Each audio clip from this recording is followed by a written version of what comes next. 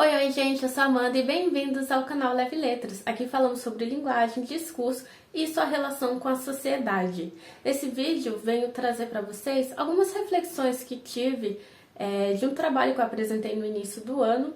Enfim, né? No início do ano eu ia gravar e passou, e aí hoje, quando esse vídeo está sendo gravado, agora em setembro de 2024, com tudo que está acontecendo em termos ambientais, ficou mais forte ainda de falar sobre isso. Mas então, só para situar, no início do ano eu fiz uma apresentação de trabalho na PUC São Paulo e foi sobre uma análise em que envolvia desenvolvimento sustentável. Havia uma proposta de redações sobre consumismo e seu impacto no meio ambiente, e aí a partir disso eu fiz uma análise discursiva dessas redações.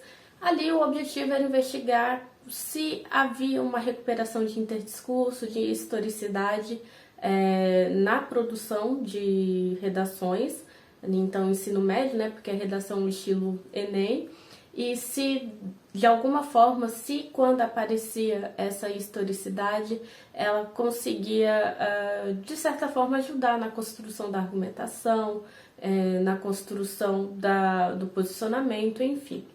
Mas, analisando, deu para perceber ali nas redações que ainda aquelas que conseguiam resgatar uma certa historicidade sobre o tema, falar sobre o consumismo, a relação dele com o sistema lógica capitalista atual, que esse era um problema. Mas, quando a gente ia para as intervenções caíam num lugar de senso comum, de consumo consciente, de reciclagem, de separar o lixo corretamente, sendo que o que se aponta como problema, na verdade, ele não era resolvido na intervenção. A intervenção, ela deslizava para um outro lugar, que é até o título desse vídeo, né? Desenvolvimento sustentável para quem? Mas, sem entrar em detalhes de toda a análise, a questão é que a gente começa a perceber aspas, né, porque isso não é de hoje, como que há uma naturalização dos discursos que são reproduzidos, disseminados em várias mídias, redes sociais, em várias esferas sociais sobre meio ambiente. E aí cai muito num lugar de isso está acontecendo, e aí a gente se depara com manchetes do tipo chuva castiga tal região, tal estado.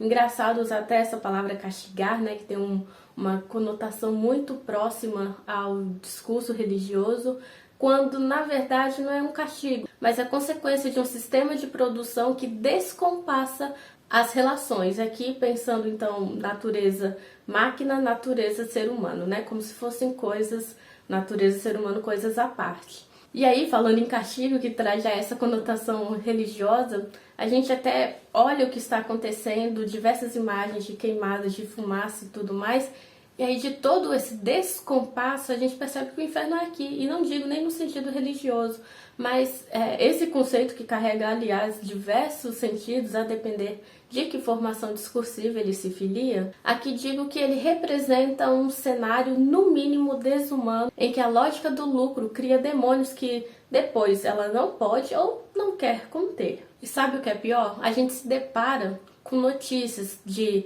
evento raro acontece, desastre natural em determinado lugar, catástrofe ambiental, todos esses termos, né, evento raro, fenômeno raro, enfim, catástrofe natural, quando na verdade a crise, o colapso é do próprio sistema.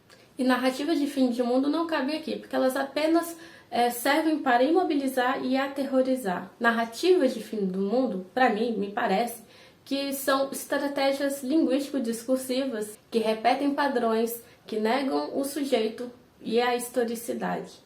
Para citar Krenak, é preciso suspender o céu, né, para poder pensar outras relações possíveis e não ficar num lugar de narrativa de fim de mundo. Falo sobre o que é e como a historicidade produz, né, constitui sentidos no curso Desautomatizando a Interpretação.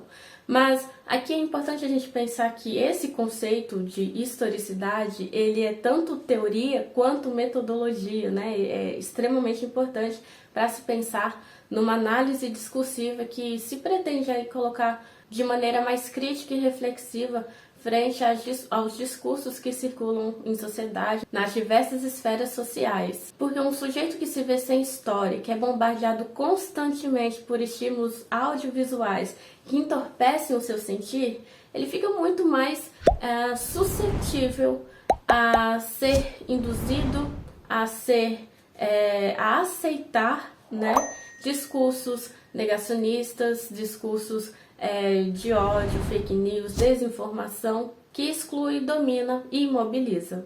Perceba que quando digo sujeito sem história, não me refiro apenas à história individual, à história apenas da trajetória daquele sujeito, mas da historicidade que atravessa e constitui esse sujeito e que vai constituir, produzir efeitos de sentido no seu discurso, na sua identidade e na forma que ele reproduz discursos que vão sustentar, né, as diversas práticas sociais. Que possamos voltar a sentir, a se inquietar com a realidade material e não aceitar, por exemplo, inalar fumaça todos os dias achando que isso é um novo normal. Até porque o novo normal, o que se coloca como normal, não é dado, não é natural, ele não cai do céu, mas é uma construção que, como todas as práticas sociais, são representadas simbolicamente pela linguagem. E para finalizar esse vídeo, que vem mais como uma espécie de desabafo e também de pensar outros sentidos possíveis, vou trazer aqui uma citação do Não Poderia Faltar, Ideias para Adiar o Fim do Mundo, do Ailton Krenak, em que ele diz, falando sobre esse suspender o céu, né, para pensar outras formas possíveis, e ele diz, o que é esse suspender o céu? Suspender o céu é ampliar o nosso horizonte. Não é o horizonte prospectivo, mas um existencial. É enriquecer as nossas subjetividades, que é a matéria que este tempo que nós vivemos quer consumir. Se existe uma ânsia por consumir a natureza, existe também uma por consumir subjetividades, as nossas subjetividades. Então, vamos vivê-las com a liberdade que formos capazes de inventar, não botar ela no mercado. Que a gente consiga pensar outras realidades possíveis e pensar essas outras realidades possíveis em outro trecho dessa obra ele vai trazer que é esse, talvez, cair no abismo. Mas o que é cair no abismo se a gente já não está caindo, não é mesmo? Então, que isso sirva de reflexão para pensar esses sentidos construídos, essas manchetes que caem num lugar de castigar, desastre natural, fenômeno raro, que você não tem uma relação de achar que esse fenômeno raro vem do nada, porque na verdade é consequência de todo um processo histórico, social, econômico, ideológico que produz seus efeitos de sentido. Que possamos pensar e resgatar nossas subjetividades. Eu até falo sobre subjetividade no vídeo A Superindústria do Imaginário, vou deixar aqui, porque esse livro ele é fenomenal, eu indico em todos os vídeos que eu posso. Enfim, que a gente possa resgatar aquilo que é tão importante para nós, enquanto sujeitos que se constituem no discurso, e não ser mais um produto à venda no mercado.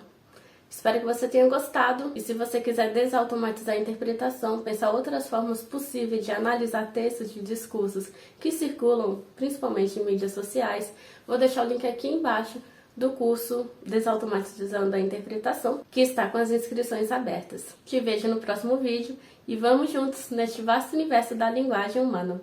Tchau!